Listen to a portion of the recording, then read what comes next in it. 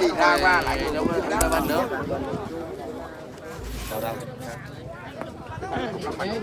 Qua để qua đầu mà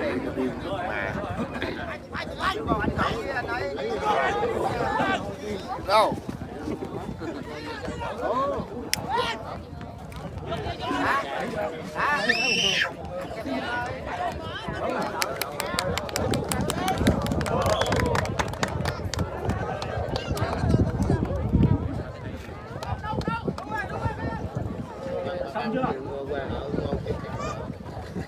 mình sáng lên chứ cảm thấy là nó vui ngồi cũng phải là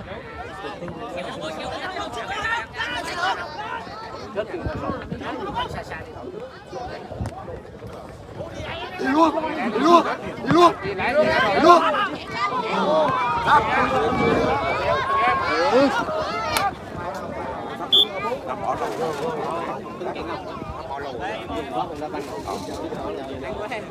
bỏ lâu nói cho bạn lâu không đi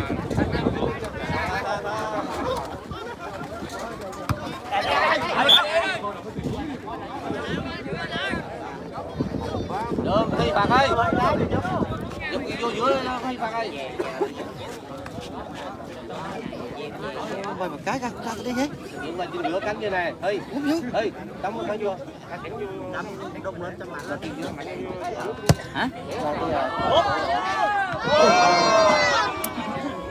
Trước.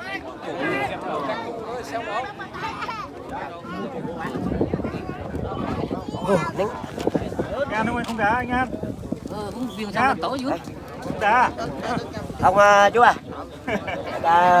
Đá đồ già đêm cuối à. Uống 40 á. Hút đá không? Đồ già mà xuống mà chỉ. Xong bia phải nữa thì chi giờ cứ ngon ngon. Đổi ra cho tôi vuông cho nha. Đâu. Đổi ra cho tôi vuông cho nha. không hướng dẫn câu những cái già thì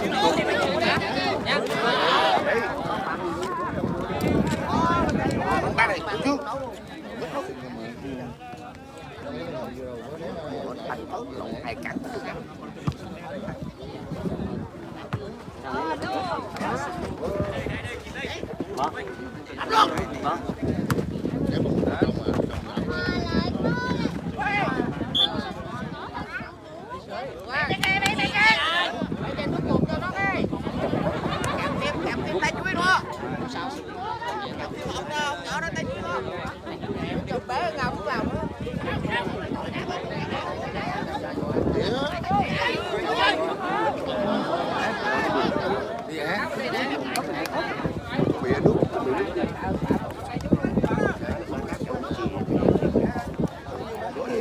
nước kia đó mỗi ăn 12 không có gì cả đá đồ đó ra ôi khô nắng giờ nghĩ được giữa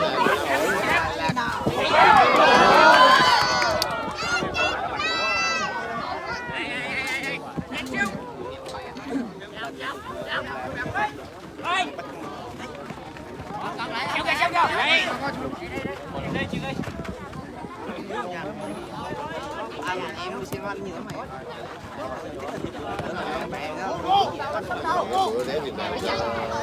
đúng luôn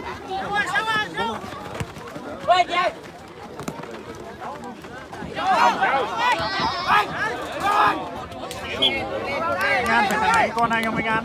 An ơi. Kia con anh không? Đó. Con anh á, số 10 á. Bây giờ chuyên nghề cho nó đá bóng hả? Hả? Chuyên nghề cho nó rồi hả? Chuyện với nó ở chỉ tình cái đó. Còn cái đó.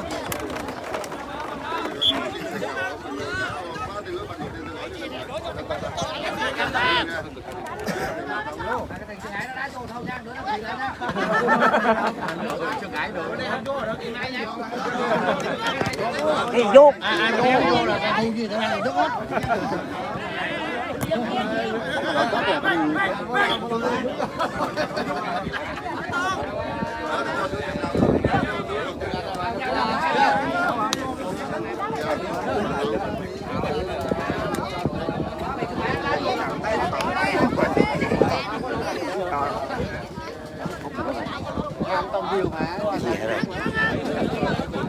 ngón cho nó bị vô cho chọn cho nó bị đi dù đi chứ cho vậy này là bạn qua đây ngồi bắt không tạm biệt mày tao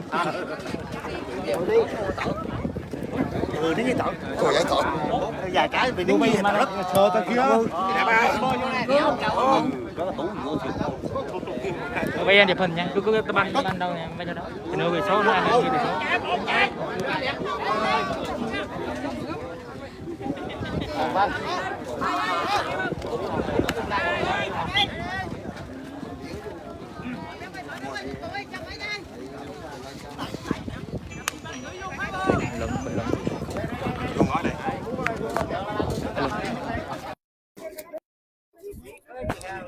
alo alo alo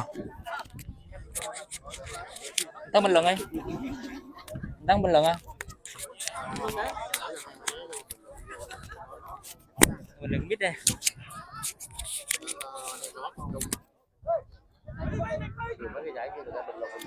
không mà bữa giải rồi thể dục thể thao không vậy nó không cho bình luận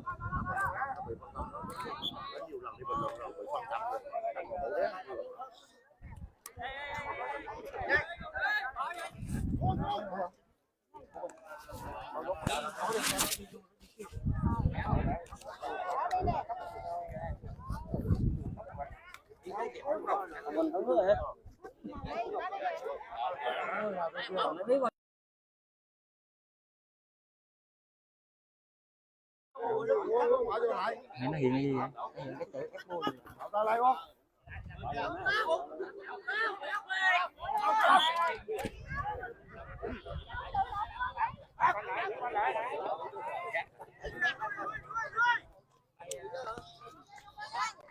Alo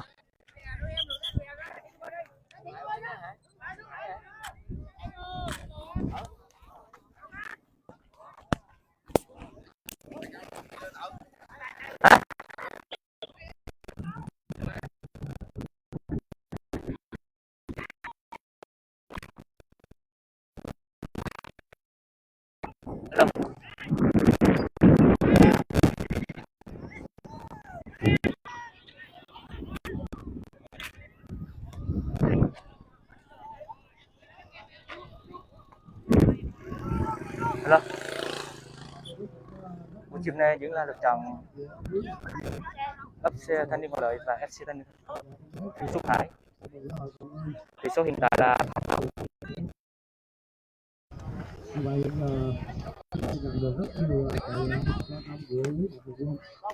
điêu điêu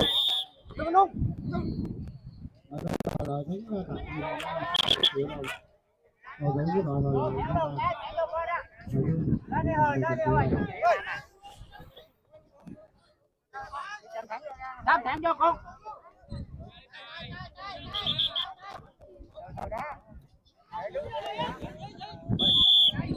Rồi vô luôn rồi ơi.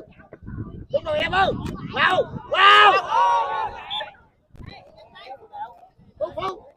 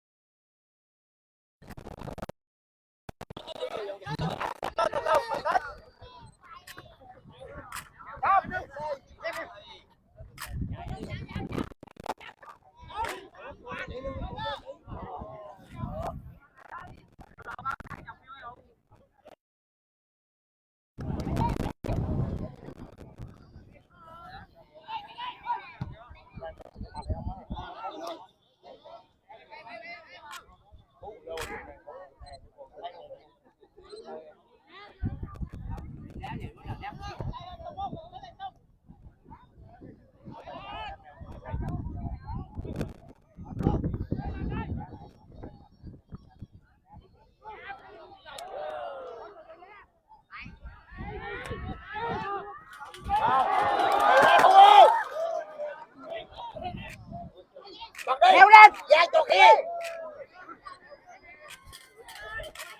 Chừng này.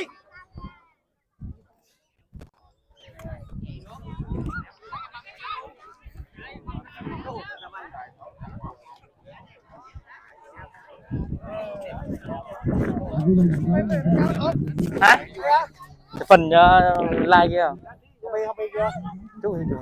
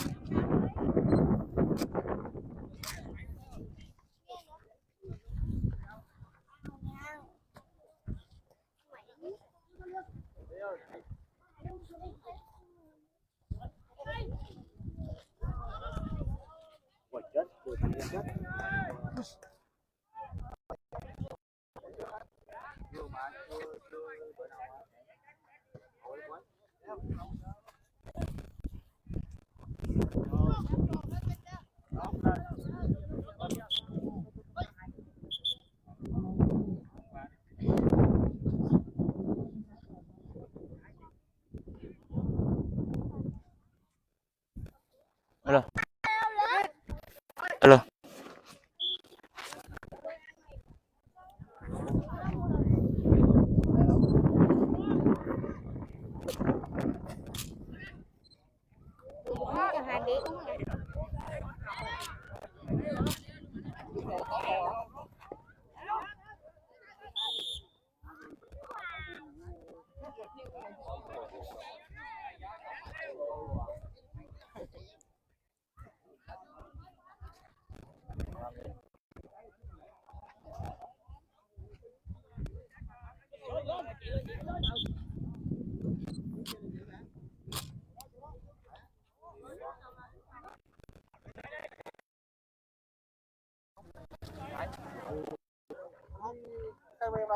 Hả? Đi đứa đâu? Có like cái này. Đứa đâu khác, đứa chỉ cầm cái đứa. Bỏ nhà. Ồ, tổng. Chỉ cái que cái like đó đâu. Thôi có mạng không? Có. Mở con món phụ lan trong bộ thì nó có lên ta. Khác hay là tiếp à? Khác không? Bóng đá phủi Nam Trung Bộ. Cái gì? Bóng đá phủi Nam Trung Bộ. Mày bóng đá phủi Nam Trung Bộ. Bóng đá phủi à? Bóng đá phủi Nam Trung Bộ. Chưa thích con đâu quá. Mà nó chứ. Chị sĩ thích cơn rồi mà. Đó, tỏ không? Đâu, em đâu có bên đây đâu, em này bên kia chứ. Không, mà mới nó tỏ hả? Cái của 1 phút rồi chứ, còn cái đây... 1 phút là vlog. Thì cũng đã. Ai biết cái đây đâu. Rõ nó. Rõ mà. Như là chim gì, đây là mạng cái mạnh. Mua cái mạng mạnh nó rõ. Rõ nhưng mới quay em thế. Gì đâu, gì, để anh nói vậy đâu. Anh sẽ phải. Mình lên được không? Alo. Đây là mạng cái mạnh. Mua cái mạng mạnh đó. Rồi nè bình luận nha. Quay em thế. Alo. Nghe không? Nghe. Ok, bình luận nha, bình luận nha. Ok anh, ok anh, rồi ok không? Rồi ok. Số mấy cái tên rồi nó nói vô, diềm nó nhiễm cái nhiễm rồi nha. Story là đội trưởng của Vanh Nhâm xuất vào đã liệt vị rồi ạ. Xem bao nhiêu lắm.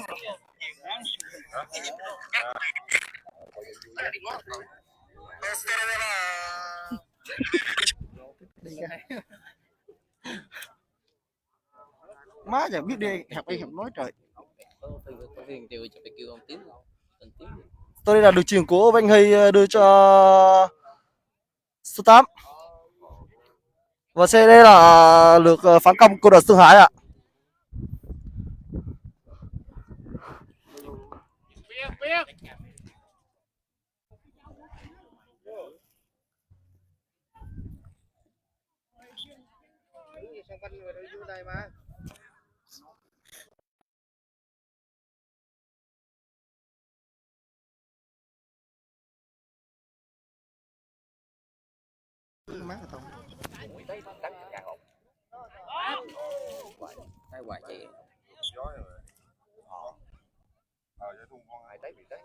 Đất thì mà bằng chân tôi nó ban cầu có gì.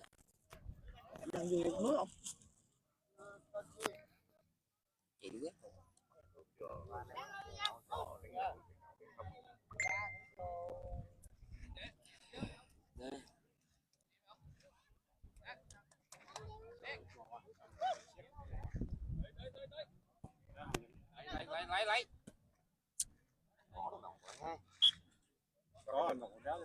đó cái đặc chi mà có là một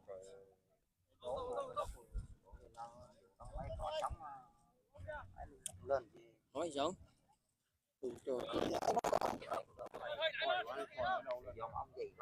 có mưa đâu có mưa mưa thì mấy cái kia mà không có đá.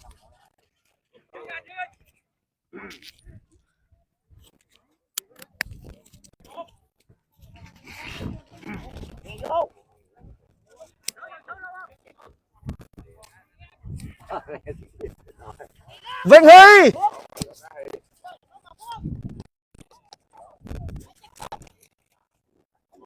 cũng đâu có tụi nó mà Nó vậy nó chỉ làm cho nó ngoài nó nuôi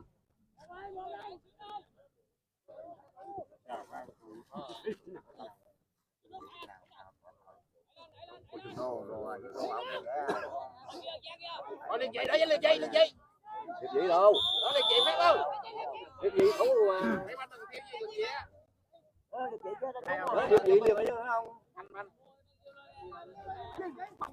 nó được chuyện ngồi nói Ngầu nói ngầu nào cũng được. tại bảo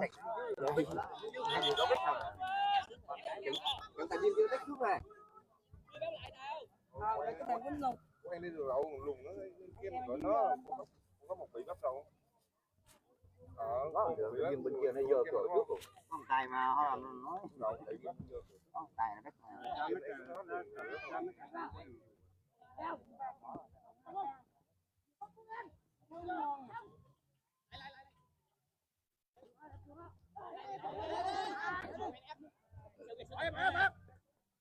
Còn nô giặt không. Đưa lại. Đưa lại.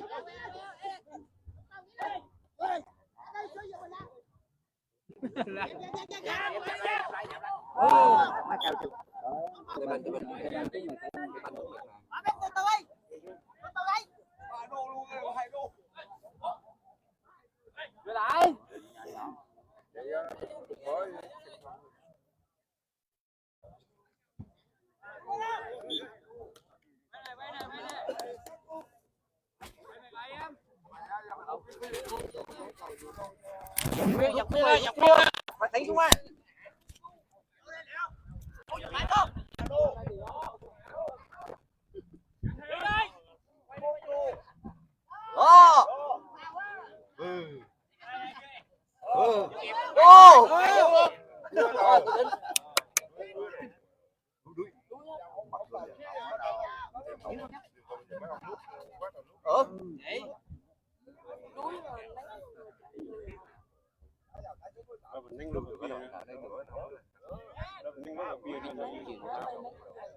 Về đâu.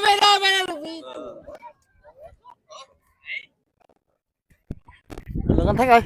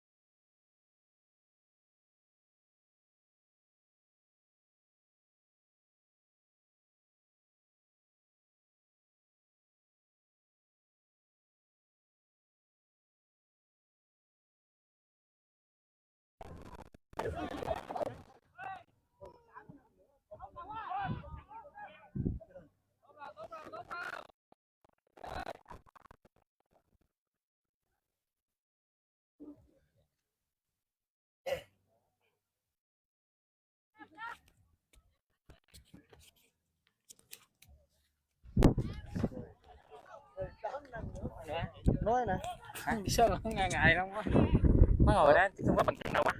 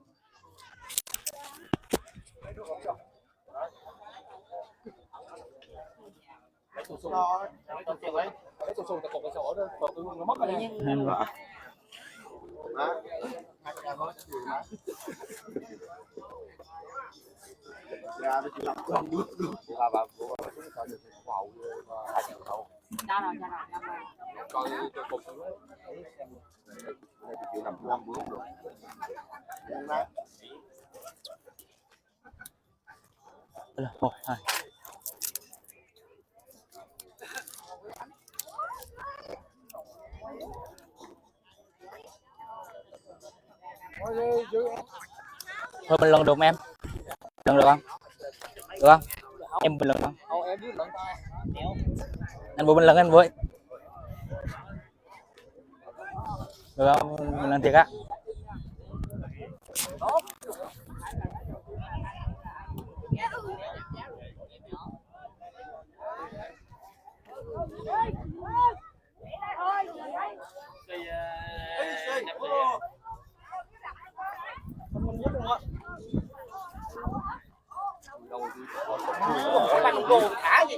Chứ mình đi mới đi với chị.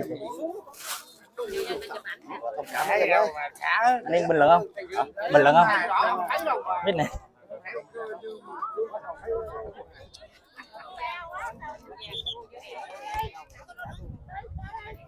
Nhầm vào cái. Nhầm vào.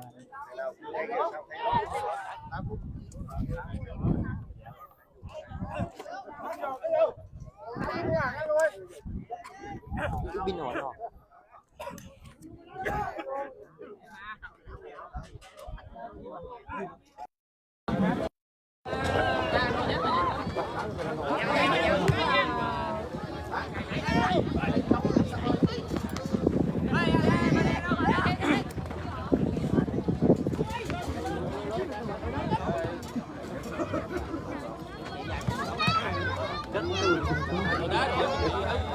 nó đang canh rồi Mấy chị đẹp à?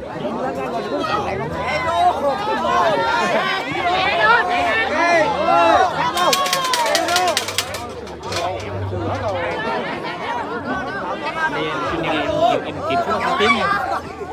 đúng mà nó trong tay cái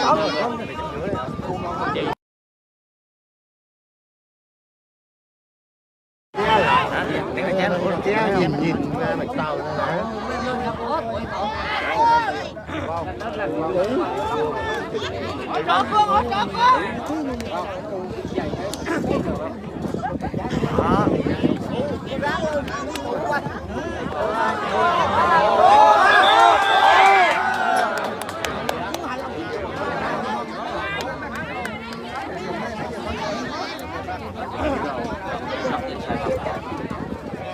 cát này vậy mà đá cái banh nó liền ông thuốc một mỗi người rồi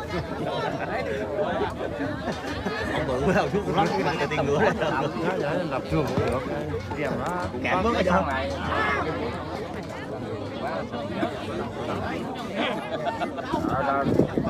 lấy mà đi đấu mà không có thấy gì nữa ở đây ơi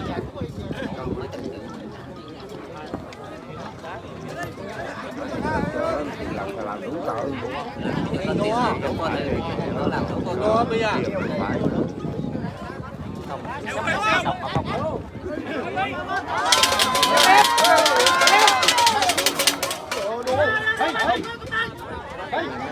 tấm lên mạng chia sẻ ở đó không ra khỏi năm con bộ like nè cái nước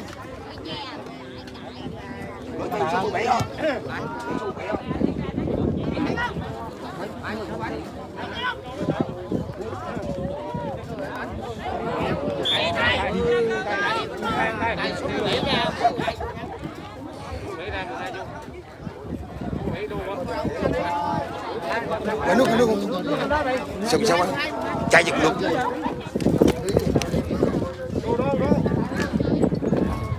Trọng tài họ lợi cho người 17 đu đã sân 12 trí vào sân.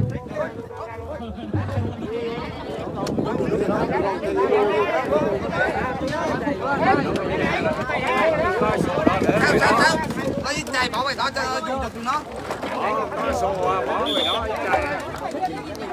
làm gì vậy lâu đứng vậy lâu không đổ bị quậy nè ở đây gì cho xin giả cho được đẹp cho ai đứng chạy không có không được không có con đứng này cái đường hóa làm gì vậy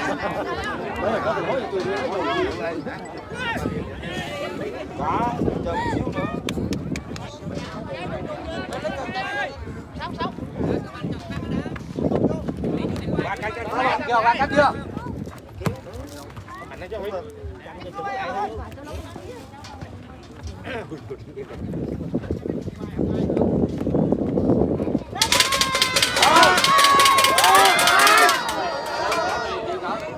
Cảm ơn đã rơi vào thế lực vị.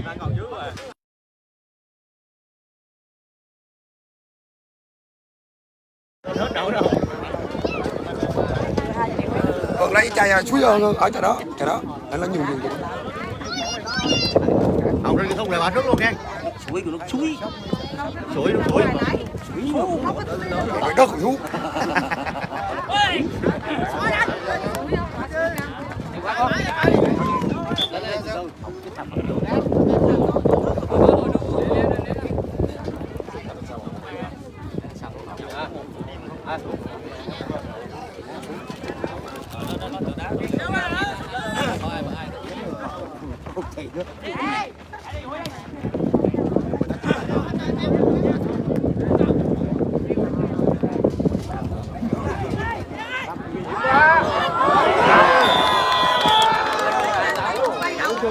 Như vậy Xuân Hải mở tỷ số 1-0.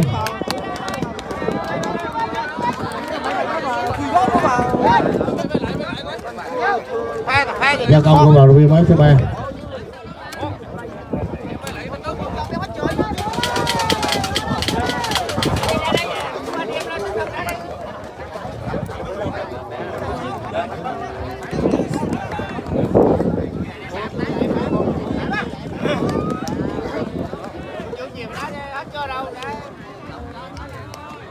Hiệp 1 bù giờ 2 phút. Trọng tài hiệp 1 bù giờ 2 phút.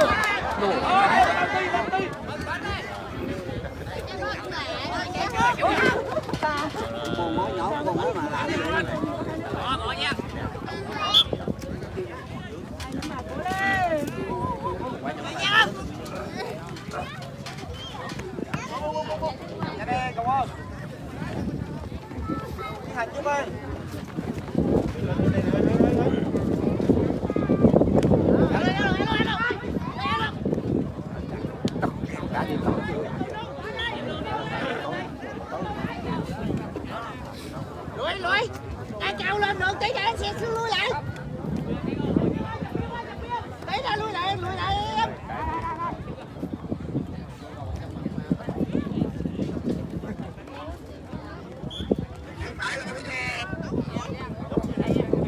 Kéo lên rồi.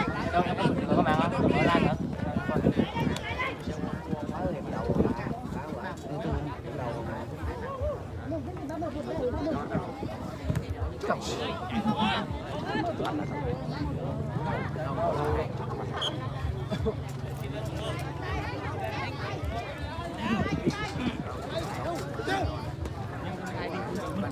Mở lan nữa.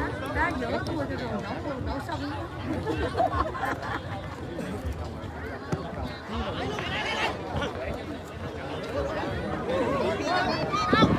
Ra giữa đổ vừa tàu nồi bạc gió không?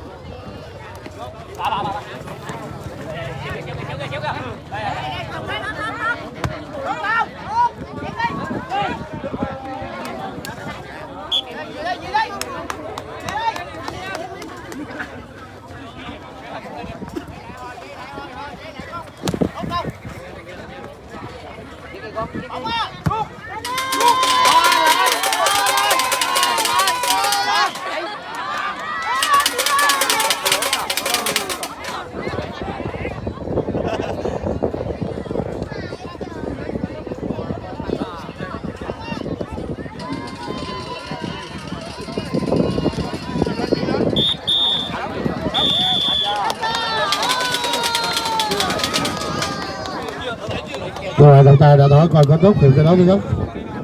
Xuân Hải đang dẫn trước hòa lợi với tỷ số 1-0 do công của vận động viên áo số 3. Quý khách có nhu cầu lắp đặt camera Hai đội chúng ta tạm thời thì Zalo 0868930548 để được tư vấn lắp đặt nhé.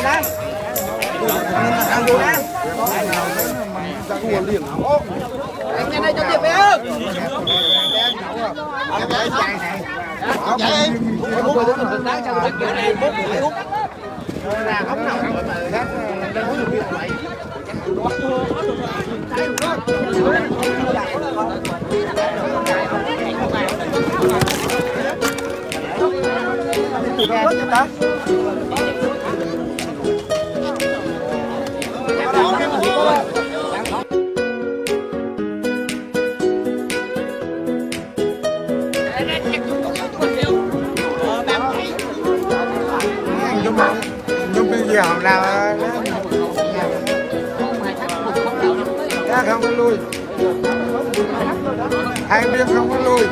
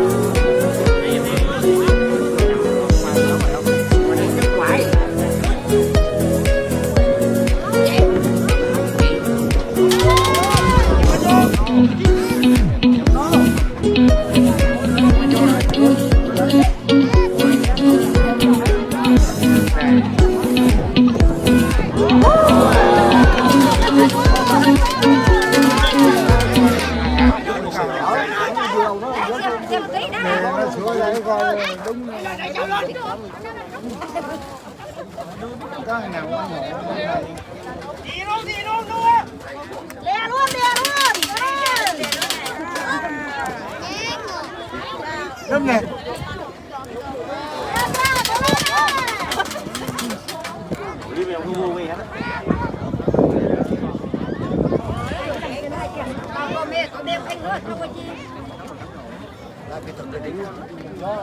Nông xã không coi lên nhìn đây này nông xã nhìn được á không có được lui sao thua tới rồi để thằng coi thằng mông coi lui nó tấn công mình hô nó giật mình liền đó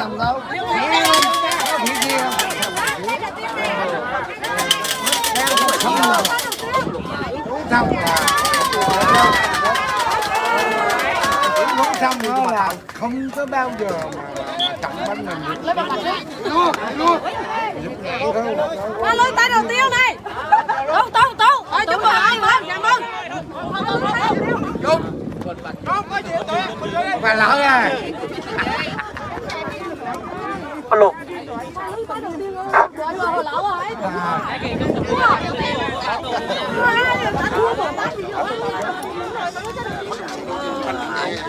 ở đây có thiếu bạn không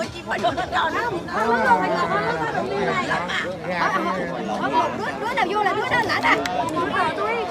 gà đen hiện tại ở bên ngoài sân là có một mạnh thường quân là gà đen đó ở Cà Ná về. Nếu mà vận động viên nào mà đòi lợi ghi bàn sẽ thưởng nóng 1 triệu.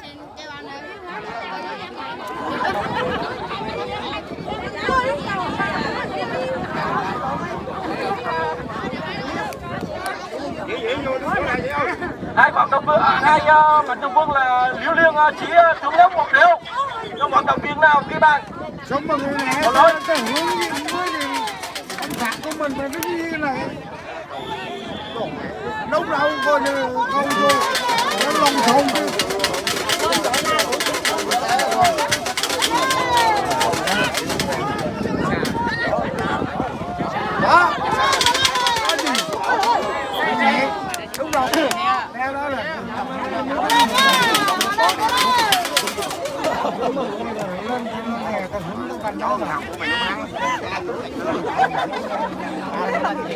đúng rồi đó.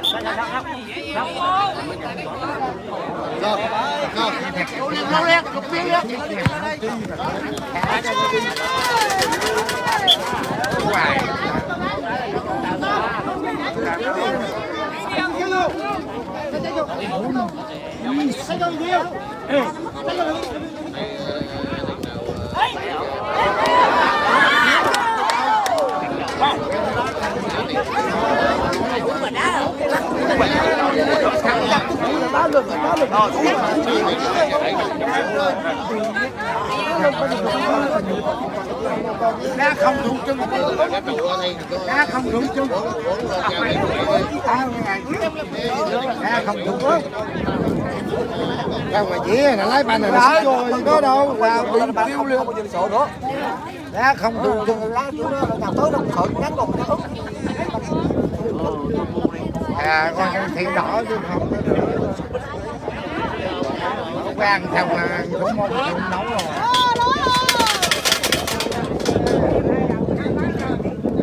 Cái sắm coi là bánh khác, nem khác, một khác.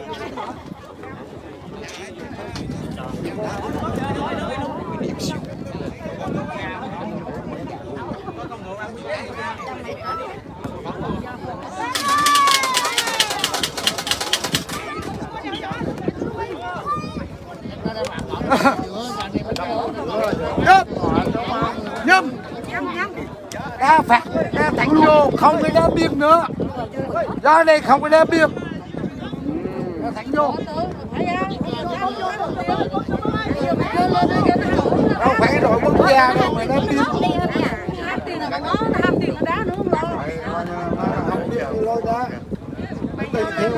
Quốc gia nó khác, còn đây nó khác.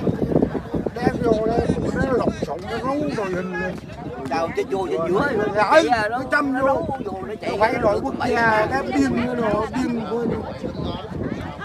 Sao mà chị gì lấy chiếc xi vàng hả chị đó.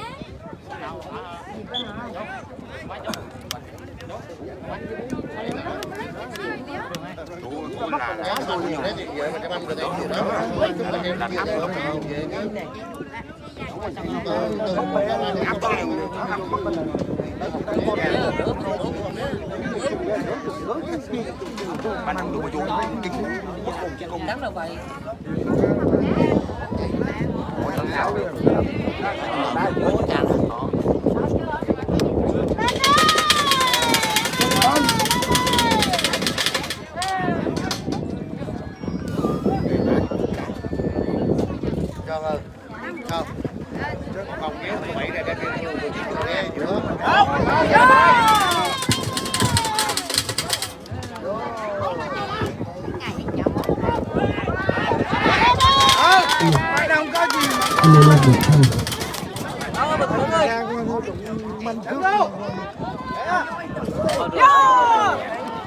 Như vậy là Hoa Lợi tiếp tục tăng cường sức ép lên cầu môn của đội xã Duyên Hải.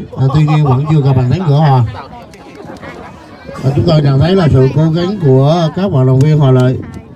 Hiện nay tiền trao giải thưởng cầu thủ của Hoa Lợi ghi bàn đầu tiên để lên tới con số là 2,5 triệu.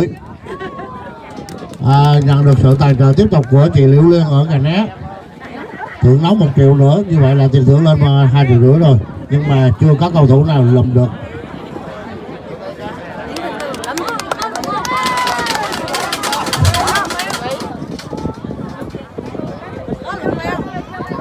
Đổ đi.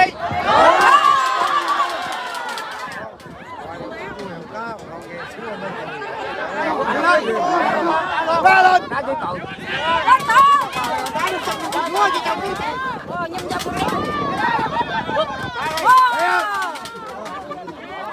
Bình tĩnh con Nhâm, cái gì? Hai thằng là con thể là chịu đựng không đợi. Thua quá, nó nhanh nào, xin hãy là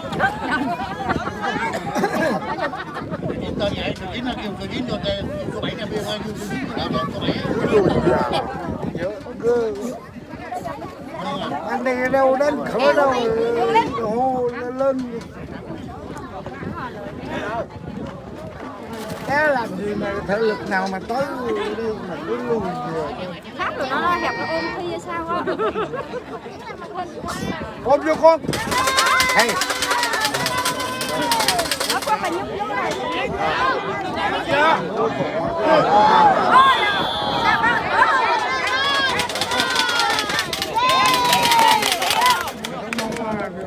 Như vậy vận động viên của Xuân Hải đã rơi vào trí được vị.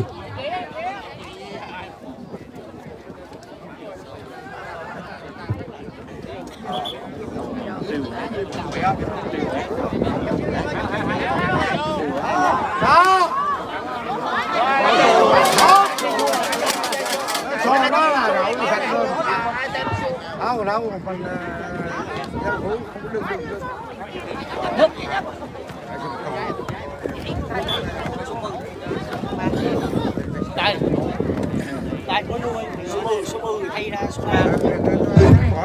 Trọng tài còn lại thay người số 10 ra, số 3 vào.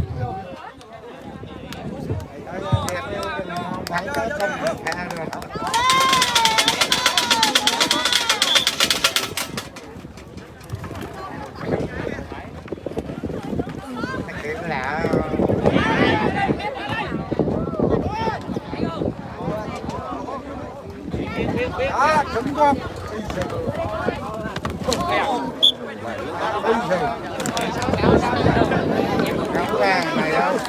riêng khuya thì con phải có tức thiêu luôn cái thằng đó chạy lên chặt cái làm chuyện đó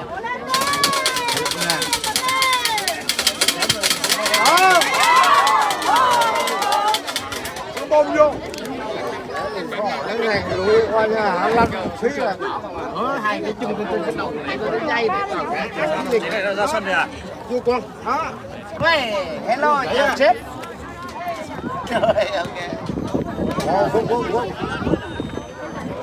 đây là tránh nhân họ con chứ không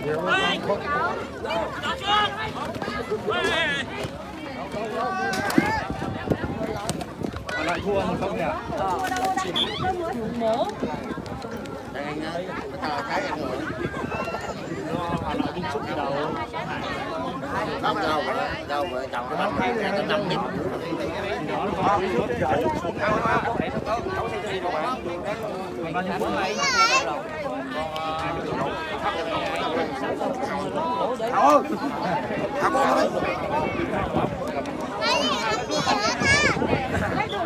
Phát ra đừng đưa em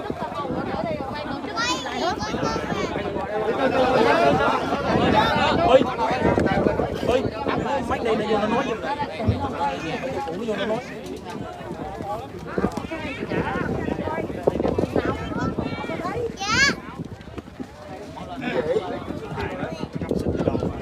trọng tài 14 ra số 9 bằng Hải 14 ra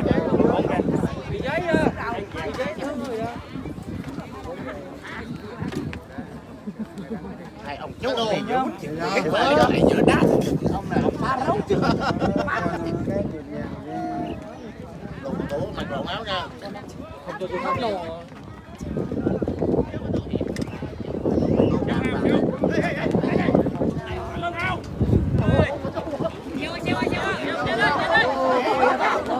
thằng nào đi cái này tí thằng nào đi cái này vậy thằng nào đi cái này vậy Trọng tài Xuân Hải thay người số 14 ra, số 9 vào. Số 14 số 14 Xuân Hải. Bên xuống mà con cái túm vô dưới làm gì vậy? Giang ăn gì?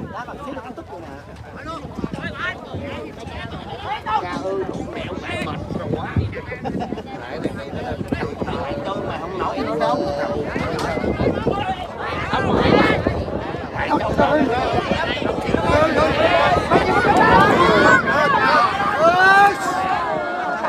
Đi qua cái thằng chú Kim này.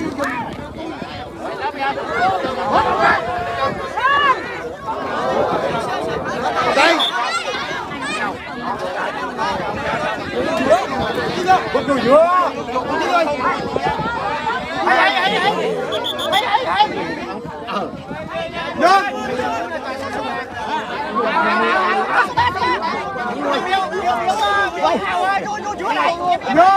ôm vô con, nhấp, ôm vô.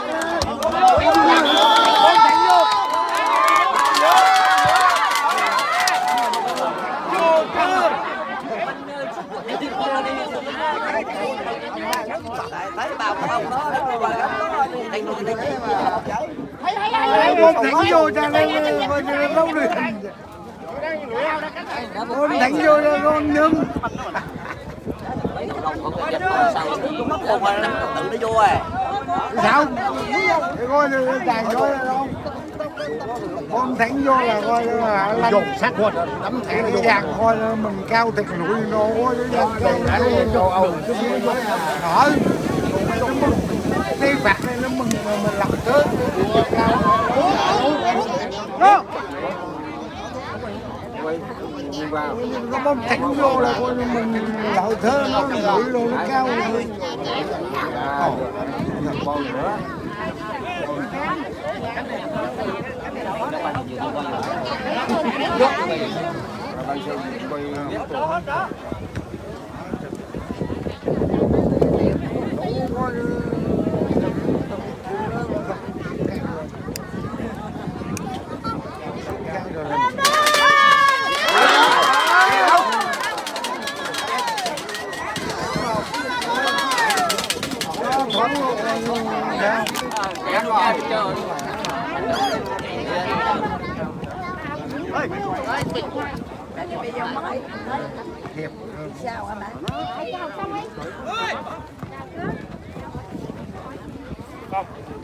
Không, 22 ra số 0 vào.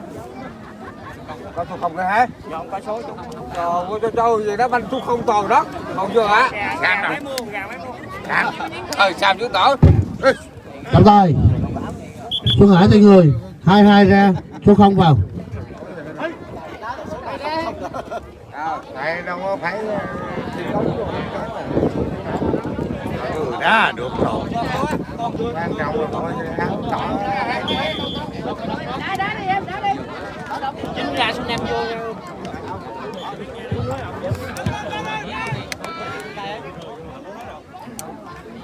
Chín. Số 3. Số 3. Đá cánh ra thì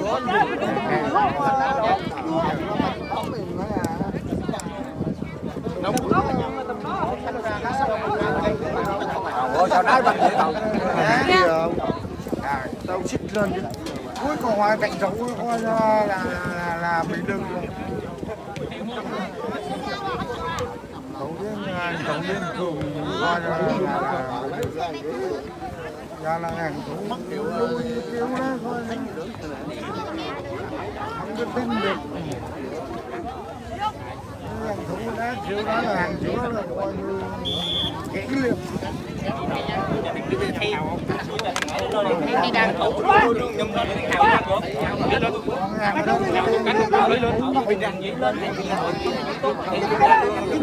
hào ôi ở dưới, ở dưới.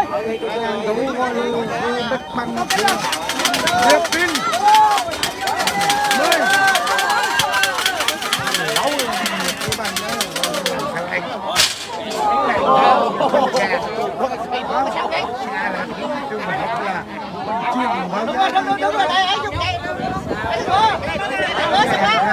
Các bạn đâu? Cái gói đúng lên. thấy người lúc này không? Trọng tài. Còn lại tay người số 9 ra, số 5 vào.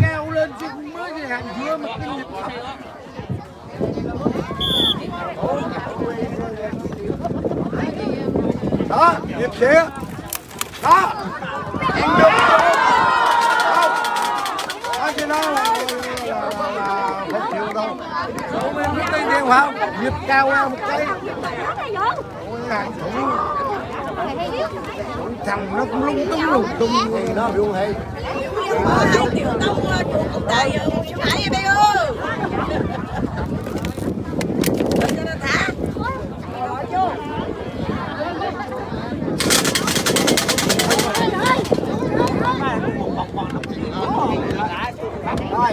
Quay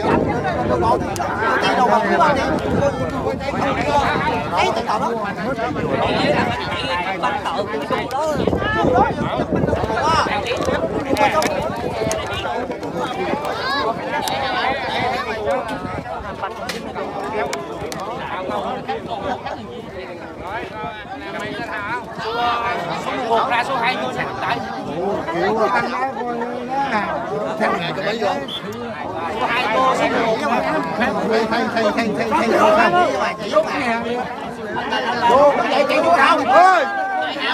Thấy ông cục đây. Thấy ông cục ơi. Trọng tài họ lại thay người số 11 ra, số 2 vào.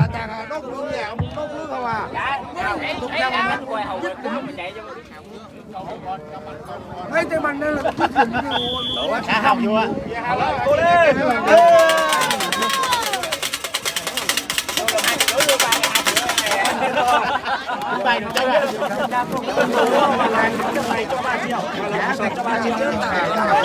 Như vậy là ban tổ chức tiếp tục nhận được sự tài trợ của quý mạnh thường quân. Nếu Hòa Lợi thắng trận này, Resort Hòa Lợi sẽ tặng cho 3 triệu.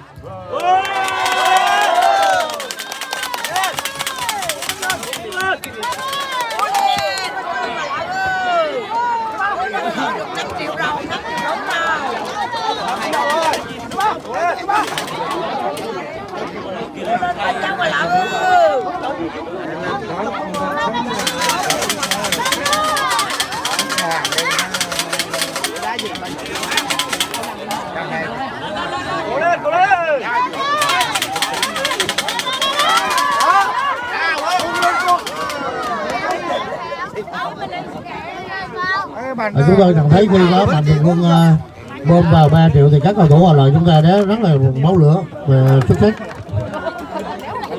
Đây là khán giả trong trào pháo tay thật lớn á.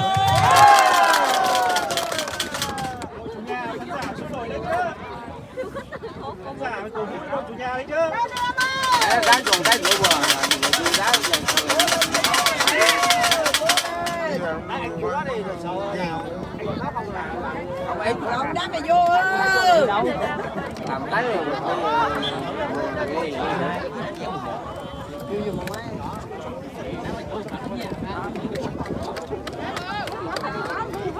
Đám ông là thành 12 lùi đó, không đi theo biên nữa, đứng trên giữa, coi cho bạn ta làm vô, coi như anh làm vô là anh kém luôn thấy nữa, không đi giảm biên nữa. Đám ông thiếu cái thành lùi đó, đó.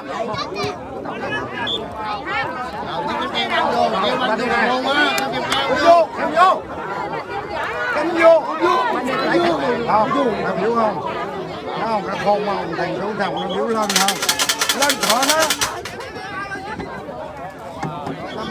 khỏi nó chứ coi như,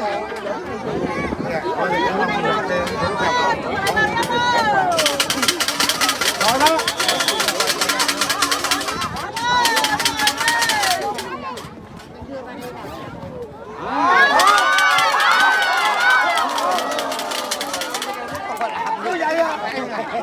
Đường nào cũng anh, đường nào cũng anh, cứ đen như vậy là con đường nào không. Nếu thành lùi á, số một ngày là cứ bán như đó. Hai đâu?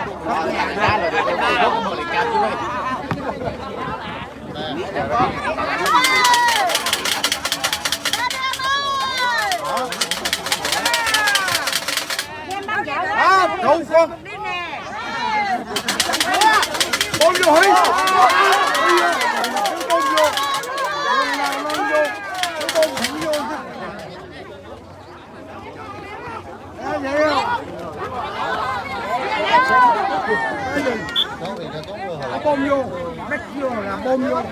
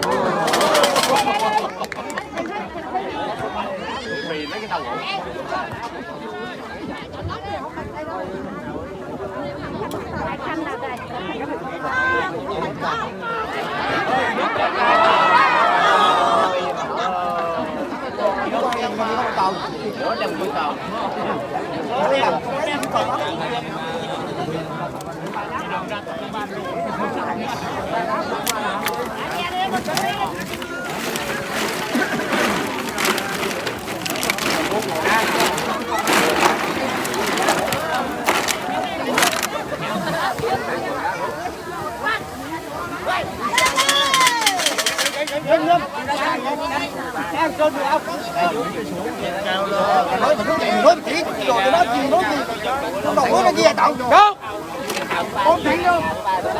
Lùi cái này, ta đi vô ngồi kia vô, cầm đặt qua, nó ra còn nữa, ăn vô,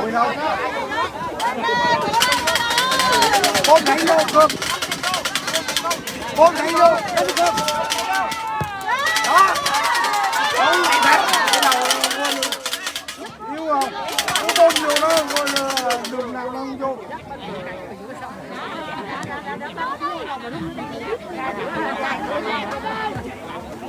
Em muốn tiền theo chứ coi bỏ vậy rồi nó đi ép tù làm gì vậy? Thẻ cấp nặng, thẻ banh làm thẻ cấp nặng, thẻ sống. Bạn quýnh lộc hàng, đá banh rồi thẻ xấu rồi.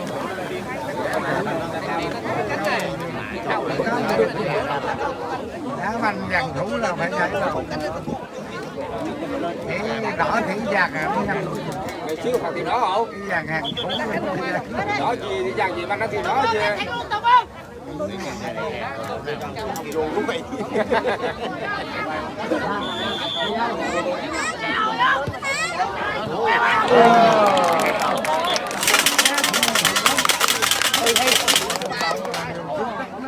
không có gì không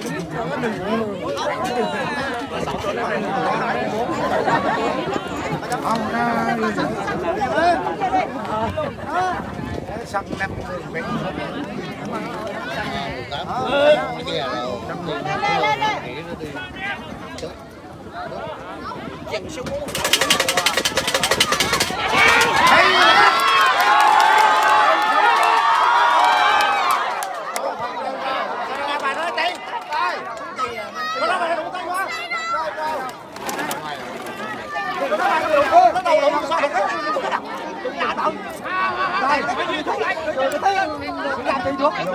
Giải đấu bữa nay của Phước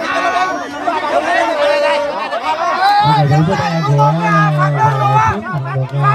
2 điểm rưỡi. phạt chứ không phải bên nu.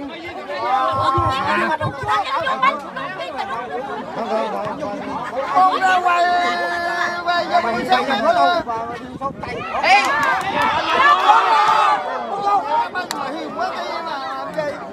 Nhào luôn.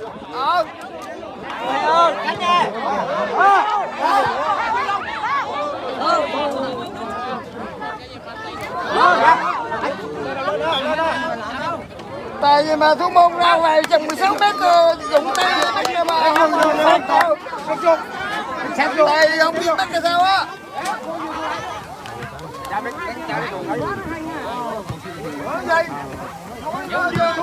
Đó, cái bằng đó đụng con trai là thấu biết thôi. Phải đâu ngoài lấy thì đâu vô không bắt. Hay con. Phải làm đó. Đây đó. Đó. Mà thấy mấy tụi nó xả con ở đây không có chấp rồi. Thằng đó lùi là hay á. Áp đảo là coi cỡ hại thằng nó nhẹ băng rồi. Thấy vậy. Coi rơm mà thấy lúc mà sạc luôn. Mà nó phạt cái gì? Vậy đó, đừng mình thôi. Tính còn nhiều ví dụ càng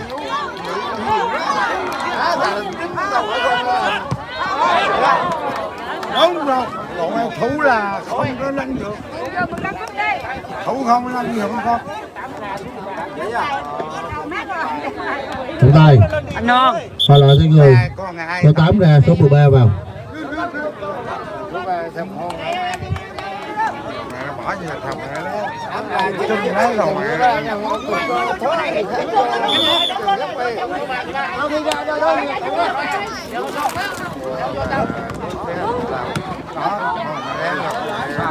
Khiếu hả? Thấy không?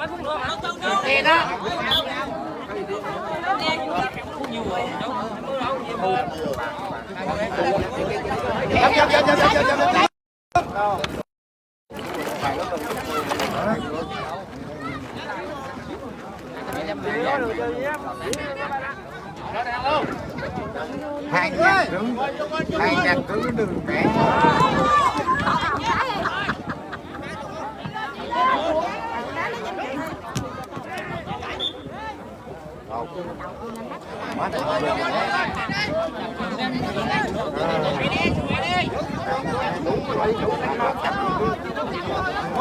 Đẩy vô sát đầu. Đứng ở dưới bà. Đây là vô.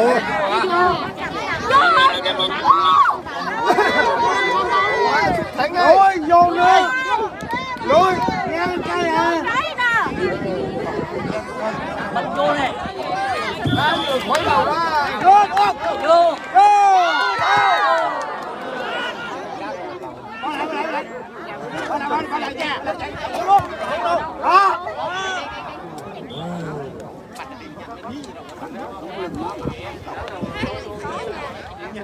Bắt đó đưa qua đây nó hút quên đá vô.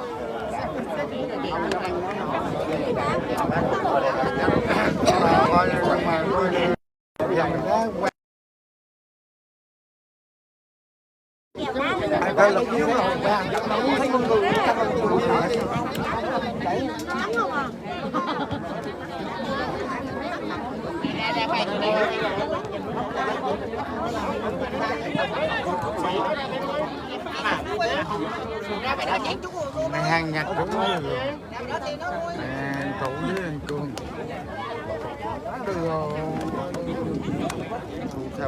Ta lúc sâu quá là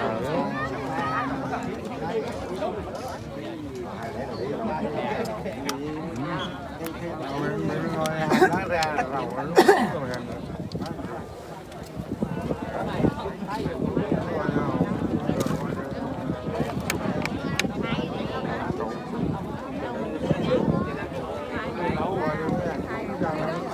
rồi hàng nhặt vô.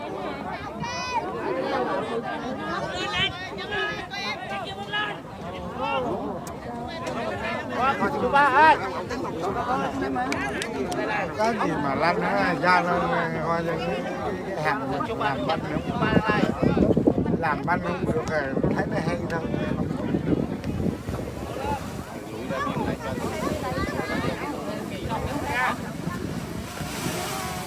Đó hè.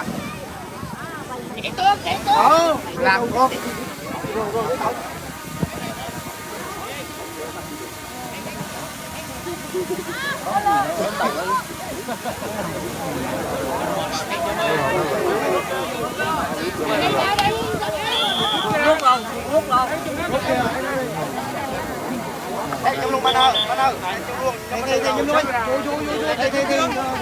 Mở đường đó thì banh nấu nữa không thấy mà.